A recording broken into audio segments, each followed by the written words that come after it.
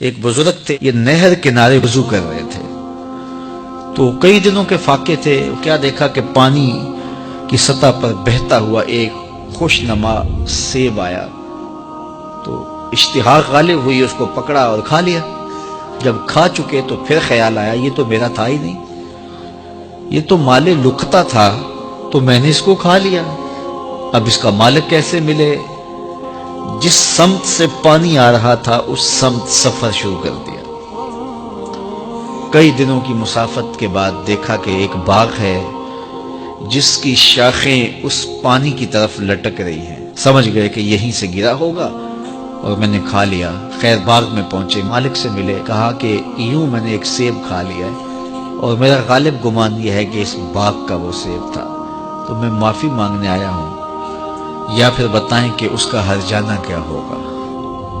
جب مالک باغ نے یہ بات سنی، وہ بھی صاحب نظر تھے، سمجھ گئے یہ تو کوئی در یگانہ ہے، یہ تو کوئی گوہر یکتا ہے، تو تیور بدل لیے۔ کہا ایسے تو نہیں معافی ملے گی۔ کہا حضرت کیسے ملے گی؟ کہا 12 سال تک میرے باغ کی گوڈی کرنا پڑے گی۔ اللہ اکبر، اور ایک شرط اس کے علاوہ ہوگی۔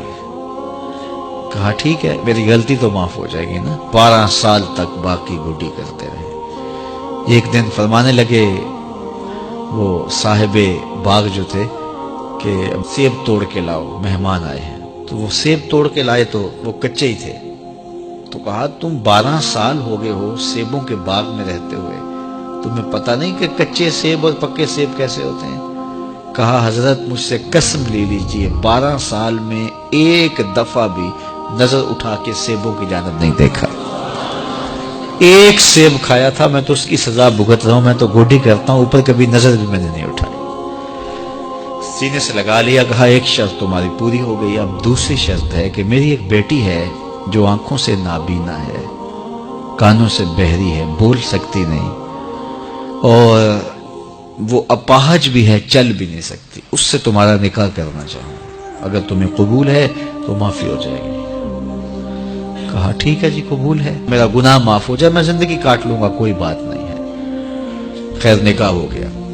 کہا کہ یہ کمرہ ہے، یہاں آپ کی زوجہ آپ کی منتظر ہے۔ جب وہاں گئے تو ایک خوبرو دوشیزہ منتظر تھی، تو فوراً پلٹے کہ میں غلطی سے کسی اور کمرے میں آ گیا ہوں۔ پلٹتے ہوئے دروازے کی چوگاٹ سے سر پھٹ گیا، خون بہنے لگا۔ جب باہر آئے تو صحن میں پہنچے تو وہ بزرگ وہاں تھے۔ کہا کیا ہوا؟ کہ حضرت ایک غلطی کی سزا اتنی کاٹی، اب کہیں دوسری غلطی نہ ہو جائے۔ وہ تو کوئی اور ہے خاتون۔ کہا وہی تمہاری زوجہ ہے۔ تو میں بتاؤں کہ وہ بہری کیوں ہے؟ آج تک اس نے غیر محرم کی آواز نہیں سنی۔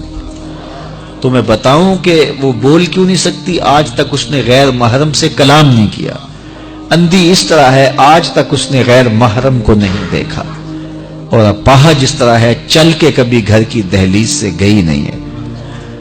تو اس خاتون کا جب نکاح ہوا اور پھر ان سے اللہ نے ان کو ایک بچہ دیا جس کا نام ہے الشیخ عبد القادر جیلانی۔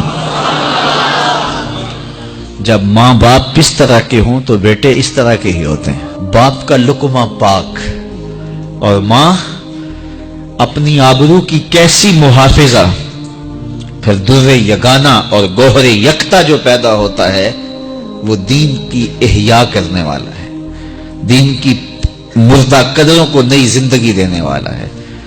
حضرت ملا علی قاری لکھتے ہیں کہ حضور غوث اعظم جب مجلس واعظ کرنے بیٹھتے تو 70 ہزار کا اجتماع آپ کے مجمع میں ہوتا، اور عمومی طور پہ اللہ کی رحمتوں کے حوالے سے بات کرتے، اور جس دن آپ اللہ کے قہر، غضب اور جلال کی بات کرتے کئی جنازے اٹھتے۔ یہ آپ کی گفتگو کے اندر عصر کا رنگ اور شیرینی تھی۔ اللہ اکبر۔ تو باپ دیکھیے کہ رزق کے معاملے میں کتنا محتاط ہے، اور ماں دیکھیے اپنی عصمت کی کتنی حفاظت کرنے والی ہے۔ مائیں بچوں کی تربیت کرتی ہیں، ماؤں کے ذریعے سے پاکیزہ صرف بچے جنم لیتے ہیں، تو لہٰذا ماؤں کو اچھی تربیت کا حامل ہونا چاہیے تاکہ وہ آگے اچھی تربیت خود کر سکے۔